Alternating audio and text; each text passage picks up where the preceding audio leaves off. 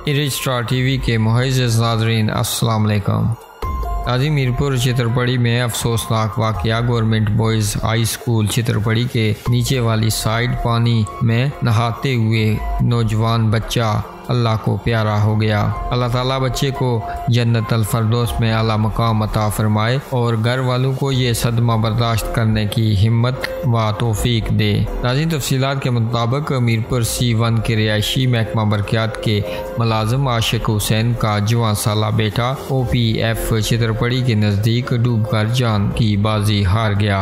नाज़रीन, OPF housing authority के नज़दीक वाक़या एक तालाब में नौजवान नहा रहा था कि अचानक गहरे पानी में जाने से नौजवान जान की बाजी हार गया। नौजवान की डेड बॉडी को मुकामी नौजवानों ने निकाल लिया और नौजवान की मैयत को अहले खाना के हवाले कर दिया गया। नौजवान बेटे की मौत की खबर सुनते ही अहले खाना पर सख्ता तारी हो गया। नाज़रीन, अल्लाह पाक मरहूम नौजवान को करवट करवट जन्नत में आला मकाम अता फरमाए, आमीन। नाज़रीन, आप भी अपनी राय का इजहार इस अफसोसनाक खबर के हवाले से नीचे कमेंट बॉक्स में ज़रूर कीजिएगा और मरने वाले नौजवान के लिए दुआए माफ़रत कीजिएगा। इसी के साथ हमें दीजिएगा इजाज़त। अगली वीडियो तक के लिए अल्लाह हाफ़िज़।